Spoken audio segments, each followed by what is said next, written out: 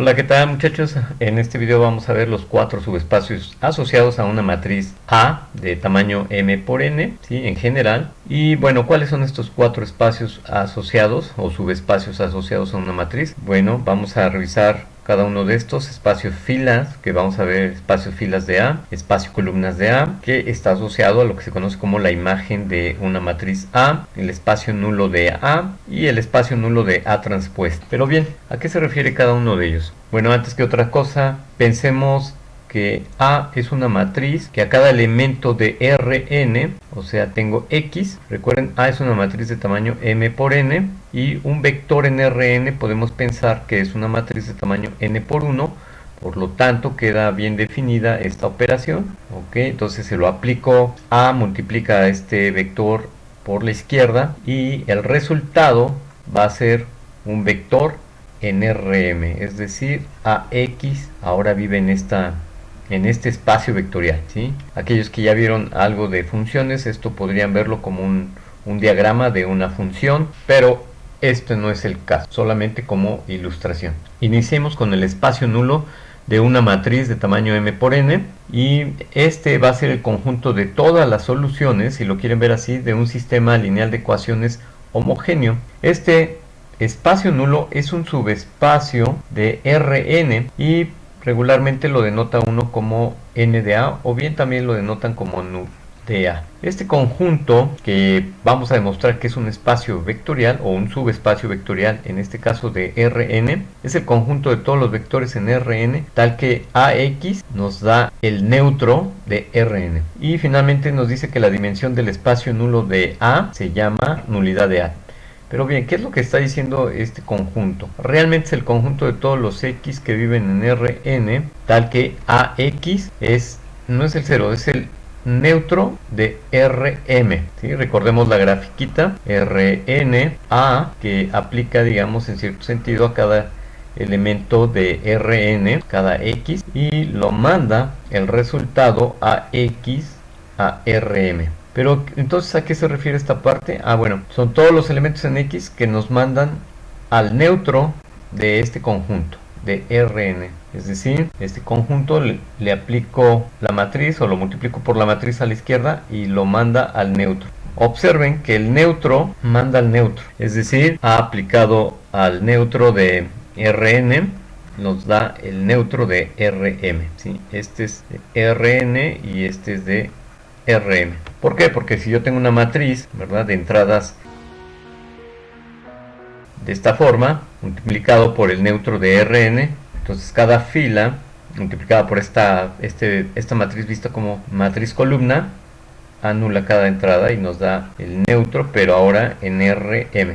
Bien, ahorita nos interesa simplemente la parte conceptual. Entonces observen que este conjunto no es vacío, porque al menos el neutro, ¿verdad?, de Rn, al multiplicar por la matriz, del lado izquierdo de la matriz, siempre nos manda al neutro de Rm. Entonces existen al menos el neutro, pero pueden existir más elementos ahí que vayan al neutro de Rm, donde estos elementos X no sean el nulo. Este conjunto n de A es un subespacio de Rn.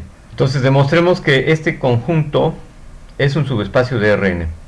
Observemos que la condición de este conjunto es tomar X elementos en Rn. Por lo tanto, esto sería el punto 1. ¿Sí? El punto 1 básicamente lo tenemos ganado, que n de A es un subconjunto de Rn. Ahora el punto 2 es demostrar que el neutro, y ya lo mencioné, está el neutro de ¿quién? De Rn. Entonces es fácil.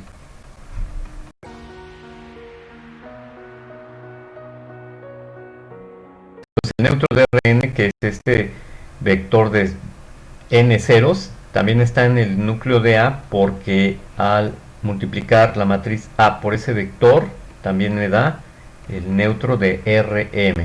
Y demostremos los axiomas de cerradura, es decir, para todo X y Y que están en el núcleo de A, y para todo par de escalares alfa y beta reales, queremos probar que esta combinación lineal sigue estando en el núcleo de A. Es decir, A que multiplica a este vector alfa de X más beta Y es 0. Pero no lo sé. Bueno, como X y Y lo estoy tomando en el núcleo de A, entonces AX y AY son 0 ambas. Luego, A aplicado al vector alfa X más beta Y tiene que ser igual a A, y esto es igual a alfa AX más beta AY, pero por la hipótesis esto es alfa que multiplica al neutro de Rm más beta que multiplica al neutro de Rm también, y esto sabemos que debe ser el neutro de Rm más el neutro de Rm, sigue siendo el neutro de Rm como queríamos.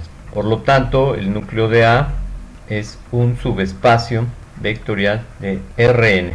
Ahora continuemos con esta definición de imagen de una matriz A de tamaño m por n. Entonces la imagen de una matriz A la denotaremos como I, entre paréntesis A, y es el conjunto siguiente, es el conjunto de todos los elementos Y que viven en Rm, tal que para ese Y que tú me des debe de existir forzosamente un elemento en Rn tal que AX te dé Y. Nuevamente podemos ver el Rn y tenemos una matriz que está multiplicando a cada elemento de Rn. Entonces yo me tomo un elemento de aquí, vamos a pensar que esta es la imagen de esa matriz y este es el elemento Y. Entonces existe forzosamente un elemento aquí, vamos a llamarle X, ¿sí? Tal que AX te dé Y. De esta manera se vería. Es decir, a lo mejor no necesariamente tengo que abarcar todo Rm. Por ejemplo, para este elemento Y2 no existe tal elemento en Rn que haga que A por ese elemento te dé Y2. Como reto para ustedes, demuestren ahora que la imagen de una matriz A es un subespacio vectorial ahora del contradominio de Rm. Bueno, y antes de continuar con la definición de espacio fila y columna de una matriz A, recordemos algo que se vio en la segunda unidad, y es el conjunto generado por un conjunto de vectores definidos en un espacio vectorial. Entonces aquí tenemos que si ese es un conjunto formado por k vectores en un espacio vectorial B, ¿sí? Ese es un subconjunto de B, entonces el generado por S, que denotamos como esta parte de aquí, o bien gen de S, entonces el generado por este conjunto son todas las combinaciones lineales que se pueden hacer con estos elementos, es decir, A1B1 más A2B2 más así hasta A sub k B sub k, donde los elementos A y son números reales. Estos elementos ahí son números reales y son los que se mueven, ¿sí? No son fijos. Los únicos elementos fijos son los vectores. Bueno, pues esto forma un subespacio vectorial precisamente en el mismo espacio B bajo las suma y producto por escalar que esté definido en ese espacio. Entonces demostremos que es un subespacio vectorial. Entonces, punto número 1, observemos que el generado de S es un subconjunto de B. No es necesario demostrarlo completamente, simplemente basta con que lo pongan de esta manera, pero tendríamos que demostrar que si hay un elemento V que esté en el generado por S, entonces este elemento también tiene que estar en V. Si V está en el generado, entonces eso implica que existen K escalares reales, tales que ese elemento B se escribe como B1, V1 más B2, V2 más B sub K, V sub K. Pero cada uno de estos elementos vive en el espacio vectorial V, porque cada uno de estos lo estoy tomando en V. 2. Ahora que identificamos que ese generado vive en el espacio vectorial V, queremos demostrar que el neutro de B, digamos este, también está en el generado por S. Necesito demostrar que existe una combinación lineal que me da el neutro de B, pero eso es sencillo toda vez que el neutro de B lo puedo poner como una combinación, es decir, existen escalares reales y para garantizarlo voy a poner cada uno de esos escalares como el 0. De esta manera, cada vector que me dieron del conjunto S es anulado por el escalar real, lo sumo, pero recuerden que si yo tengo que un escalar multiplica a un vector, esto se vuelve el neutro.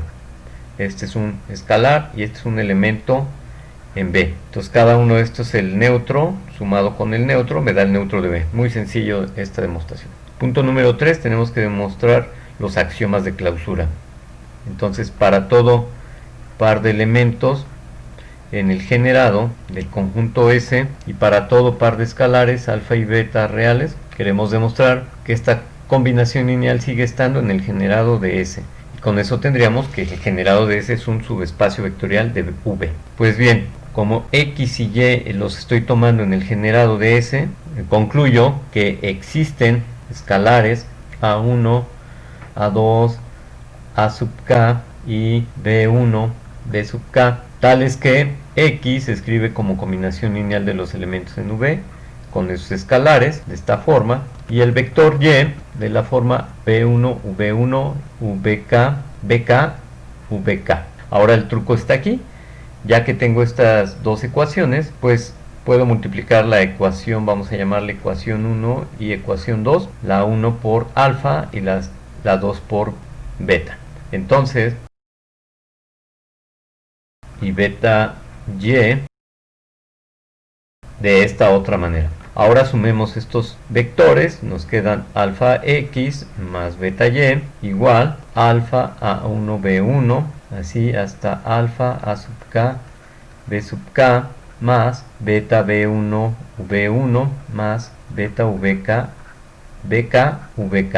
Agrupando tendríamos lo siguiente: todo este número alfa a1 más beta b1 que multiplica el vector b1, estoy agrupando este término con este otro, bueno, este vector con este otro vector, más así continúo hasta alfa a sub k más beta b sub k que multiplica el vector vk. Y observemos que cada uno de los numeritos que están agrupados entre paréntesis son números reales. Eso quiere decir que este vector alfa de x más beta de y se escribe como una combinación lineal de elementos b1, b2 a b sub k. Por lo tanto, lo que estamos diciendo que el generado de S es un subespacio vectorial de V.